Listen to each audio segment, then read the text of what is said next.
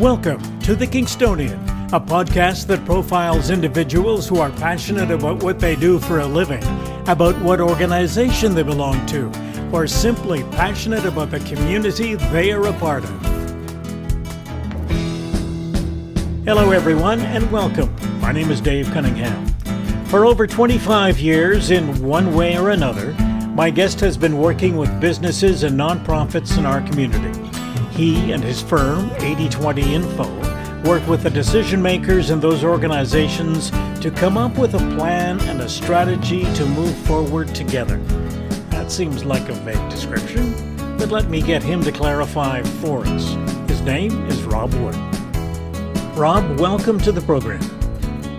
Well, nice to be here, Dave. How you doing in this pandemic? I'm surviving better than most, I think. I've got my own office. I'm pretty self-sufficient here, and my wife is taking great care of me. So that's perfect. Here's where I want to start.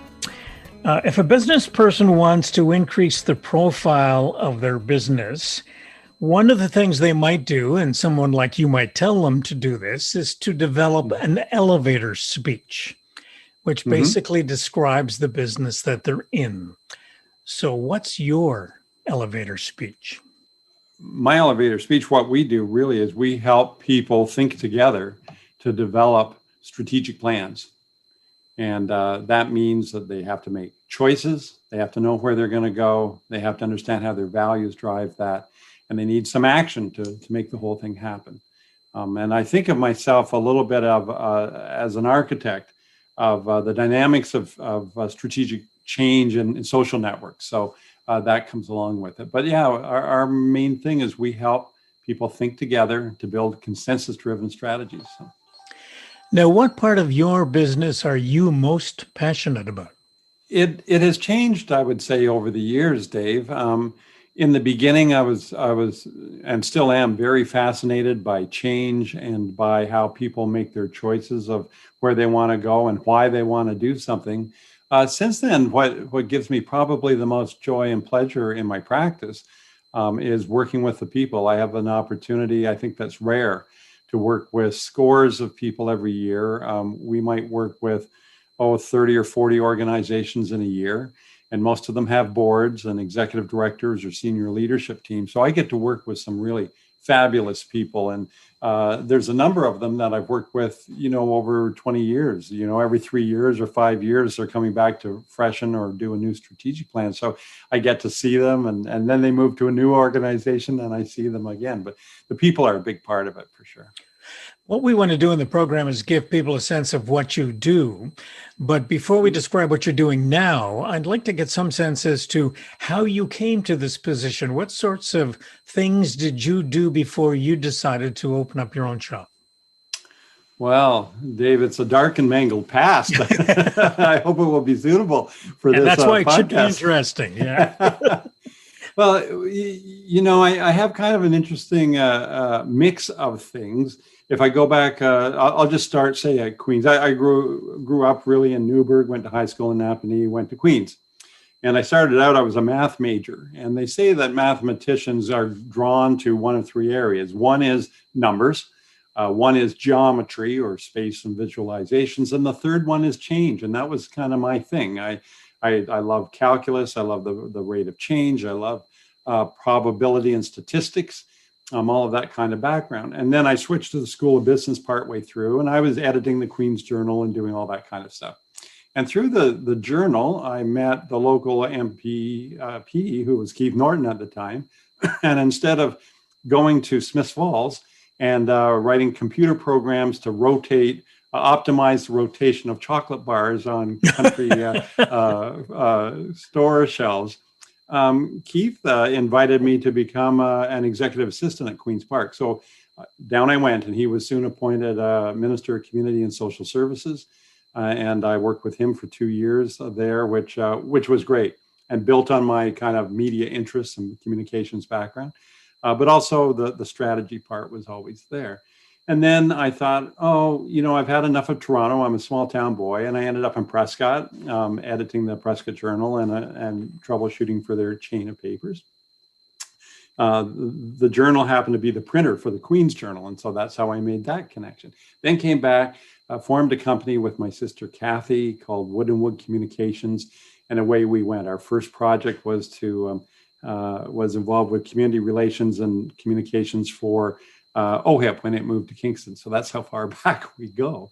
And one thing led to another. So we had that. There was a marketing research component to our firm and so forth. And then at a point, I took a little bit of a sabbatical. I worked at the school board, at the Frontenac County School Board, now Limestone, as their director of communications. And then and I was also teaching a little bit at St. Lawrence College on top. Then John Wright from Chum persuaded me to get into the radio business. And I think that's when I first met you, Dave.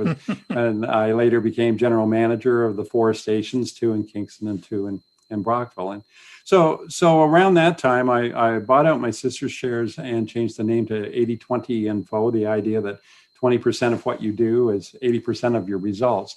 And that got me going in the practice. And we started out more broadly.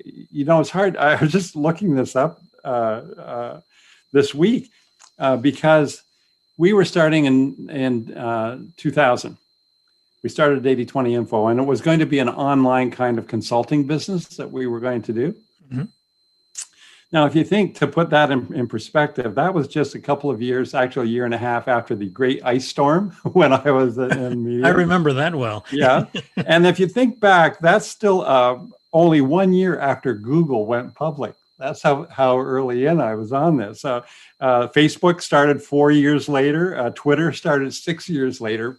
So I was too early, and I lost quite a lot of money trying to make that online consulting thing work. But we knew that people didn't want technology between them. They wanted the person. And so we switched it to a strategy consulting practice and have been going great guns ever since for that. Was there any particular person that you ran into, business that you were working with, that basically cemented the decision that you should form your own shop? Was there any particular event, or was it just something that worked its way over time? I would say, I'm not fully a believer in all those profiling type things, but every time I do one and they ask, what's your style? I score really, really high on 2 dimensions. One is conscientiousness. Some might say a bit of a perfectionist. And the other part is about independence. And so I'm just by nature, and I like working independently. And, when I was at Chum, we had 70 or 80 people working there. But Jim Waters, and I got along great. And but he wasn't on my shoulder all the time. I had a lot of independence. He said, treat your people well and serve the community and you'll be fine. And we touch base twice a year and away we went. So I really like that kind of relationship. So I think those things are in my nature. But in terms of the current practice, this gives me a lot of independence and a chance to get it perfect without someone saying, no, just kick it out the door and, production driven. So. When 80/20 began, can you give me a sense as to your first client? No, and OHIP was when you and your sister were working together. Yeah, that was the first business. Yeah. And we sold the research to Enterprise Canada at a later point. But one of my first clients with 80/20 goes back an awful long way. And I'm not sure I can remember exactly who was in the first group. But our practice has ranged across 5 or 6 major sectors. So we're active in the arts, generally speaking. We work in education. We work with clients in the social services a lot, in healthcare, in economics, and with probably downtown Kingston was one of the early clients. We've done several of their priority setting sessions. Most recently did some work with them in governance. And we've worked with municipalities a lot. So, would you say a good chunk of your business is felicitation? Yeah, that's part of it. I think most people would think there are sort of 2 types of consultants. And I resisted even the term consultant for the longest year. And I had all these convoluted descriptions. And people say they'd listen to it patiently. And then they say, oh, you're a consultant. So, but there are 2 types. One is the type that's sort of deep expertise in a certain kind of area. When I worked with, I was a co-consultant, a minor co-consultant with Deloitte on the implementation of the PeopleSoft programs at Queens. I was more on some of the change and communications part. But if they had a particular aspect of the software, the project had 10,000 lines of tasks and code. But if they had one piece that needed an expert, they'd fly them in from Austin or from Princeton, and they were the world expert on that one little bit of software. They were the rock star on that.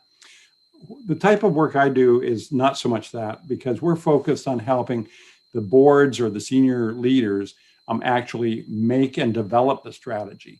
So we facilitate their thinking. We may help them do research. We may provide information for them. We may give them tools and templates, and because we've seen these issues before with other clients, we help them, we facilitate the discussions.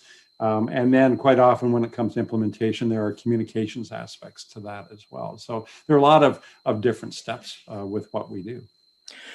At this particular point in your career, do you find that people are coming to you, or do you still have to market yourself to the community at large? At this stage, I can say that pretty much it's answer the phone. In the early stages, it was quite different. Sometimes it was making a case so that people would understand the value that you could provide for them. But in almost all cases, when we've done work for a client on a strategic plan, they've come back. So, I have some clients I've done 8 strategic plans over 20 years. So they come back. Quite often they send a friend. Depending on the size of the project, there may be an RFP that we do. One of the larger ones, which on our bid financially was $200 less than the other good competitor. But that was one for the community, which we loved. It was the workforce development and in-migration strategy. So some years ago, the city, I guess it's 5 or 6 years ago, the city identified the need for our community to build the talent, the workforce that's here in terms of skills, in terms of numbers and so forth. And so we were the lead consultant on it. We had a team of 4 on our side, and we worked with the city staff as well. And it was a new kind of a model, because we were bringing together the senior leaders of interest on this file from all the major employers. So that included VPs from Queens and from St. Lawrence, and it included people like United Way and social agencies. It included the base, it included all these major groups in town. And we brought them together to develop some strategies. We probably had focus groups and interviews with 150 to 200 people, so different formats and so forth. And it led to a number of interesting problems first. It might be people who can't move to the city because they have dual careers. And so one person has a job offer, the other one can't find a job.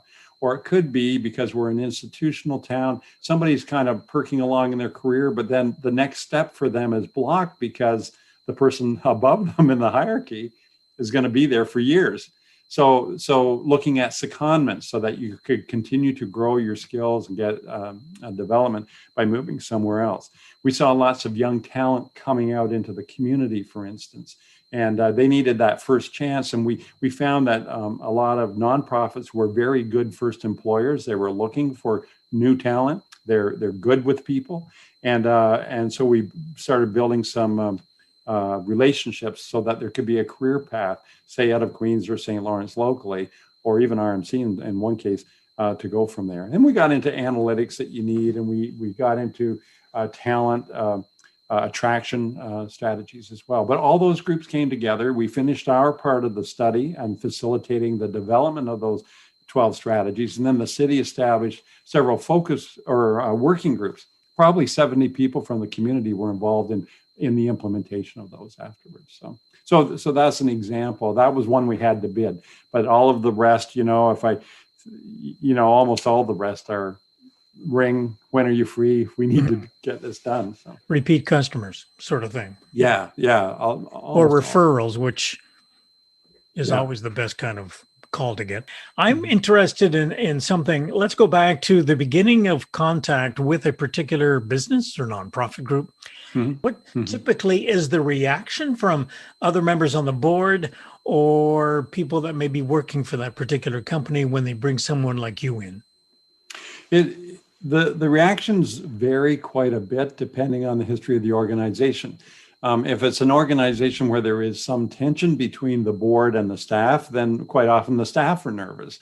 In fact, we have a kind of standard handout that we developed because we had a number of municipalities. I can't remember whether it was Laurentian Valley or Greater Madawaska or Guelph Hermosa. But anyway, half of the councillors at that time weren't convinced that this was such a good investment of taxpayers' money. And so we developed a kind of an outline to explain what we do and how it can be of value to them. And then we usually go through a setup meeting where we kind of work through our approach and philosophy to strategy development. Many people would perhaps be familiar with the SWOT method, which is strengths, weaknesses, opportunities, and threats. But it's a 50-year-old method and it had its time, but we don't use that. We start boards off by focusing on what is the choice in the road. Yogi Berra had a great quote. He said, when you come to a fork in the road, take it. But that made sense because the road at going to his house rejoined afterwards, so it didn't really matter which way you went. But whenever you're making strategy, and boards have some tough decisions often, they come to serious forks in the road. It could be around a substantive change to their organization. It could be a big barrier they're trying to overcome. It may be an opportunity that they have a chance to seize. But which path do you choose? And sometimes it's tough because you're afraid of making the wrong choice. So we usually start at that point. Strategy is always framed by your vision for the future. What difference do you want to make in the world? Your mission, what's your role in it? What are the values that you bring? And I don't mean all the nice to be values. What are the ones that are truly pivotal in which way you would go? For instance, I've had a couple of arts groups and they are dedicated to paying professional fees. Well, as soon as you make that value decision, that's going to influence your budget. The number of shows you can do are affected, like all these factors. And then we get into those choices and exploring them. This may be a side issue, but I think you might be the person to ask. I don't know if it's true or not, and I just put myself in the middle of this, is that reading does not seem to be something that people do as much now as they may have done in the past. Sitting down to, whether it's to read a book or to read a report that someone like you might generate to give to the board of directors, and the people on the board would say, okay, this is a lovely looking report, but I don't have the time to read it. And all the information is in there. How do you deal with that kind of circumstance, or is it still an issue? Well, it's an issue to a degree. I probably run into that a little bit less when I'm working with a committed board that really wants to dig into the topics, and the material we're covering is what they are developing, right? We're doing it together, so they have a stake in it. But what I do find is that, and we've adjusted the structure of our reports. One is that we almost make it like an accordion, so that you can have your 20-page report, your full plan, but then there would be a collapsible version where we take out the drill down in the background so that it would translate easily into a PowerPoint presentation or a website and so forth. We call it the communications version. We also write our content in a way that it's easily scanned. And sometimes that involves bolding. Some of my associates, like Harvey Schachter, are still, not entirely comfortable with bolding keywords in the middle of a paragraph. But when people are going back, they need to be able to scope right in quickly to get it. So, so it's a combination of writing in a tiered and structured way, so it's easy to scan, but also having the detail. So, for instance, if we do a vision, we might have one statement that's 50 words or 30 words long. But then we might attach 2 pages that explicate that explain what it means in practice, so that 2 years from now, when there's a new ED and half the board has changed, that they will be able to go back and say, what were they thinking? Dave, was Rob smoking something at that time or what? No, and that will build it out. And it's also certain pieces. We also do it in sections, so you can pull out a section. There might be a section that's really important to staff.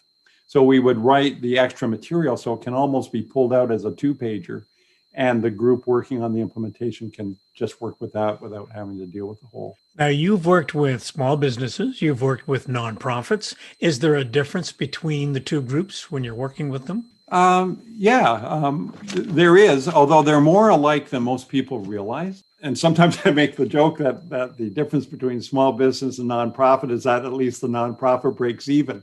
So, and I've been a small business before, and I've been down to the last kind of, $2 looking for cash flow. So I know what that's like.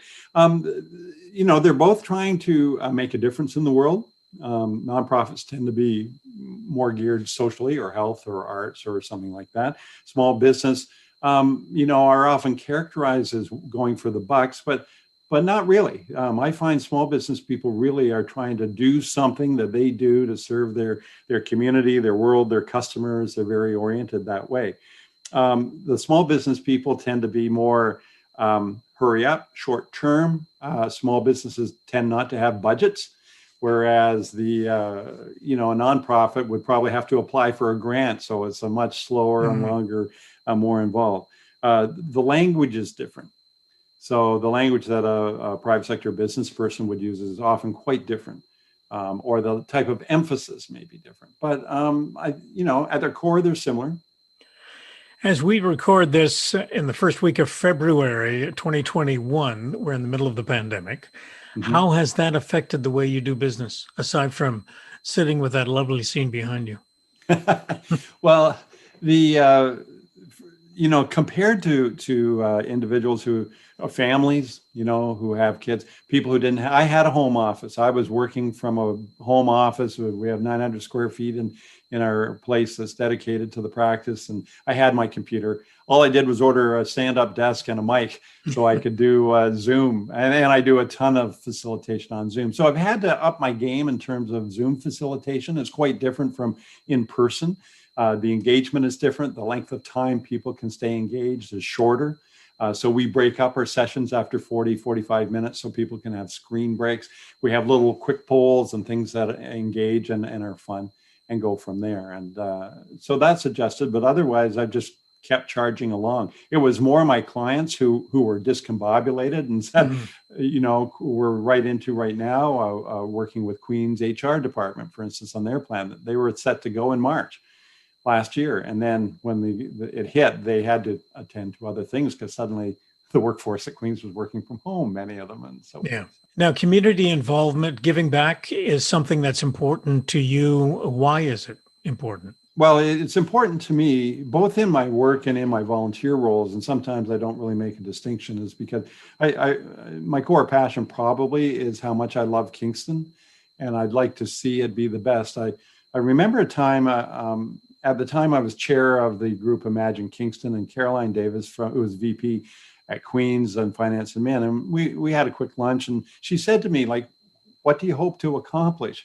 And in that conversation, it crystallized for me that I really have a great hope that Kingston can be one of those very special, smaller communities that does incredible things in the world. You know, when you think of Florence during the Medici period of art, or you think of Stratford-upon-Avon in the highlight of Shakespeare, et cetera, smaller communities that do amazing things. And I think Kingston is perfectly positioned and is doing that as we speak, as leadership in all kinds of different areas.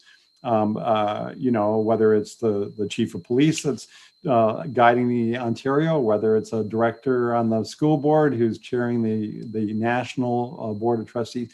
We have all this leadership. So for me, I just love Kingston, and my volunteer work is part and parcel, whether I'm long-term chair of a Queen's Family Health Team, or whether it's Compassionate Kingston, or whether it's Speak Kingston, which is for smart growth, or whether it's the Social Value Investment Fund from the students are doing, whether I'm vice chair and coming in as the chair of the Community Foundation.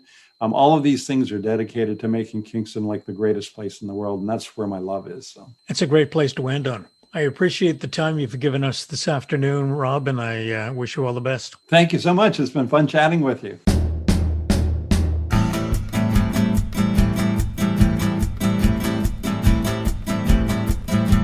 Theme music for the program is Stasis Oasis, a tune written and performed by Kingston musician Tim Aylesworth.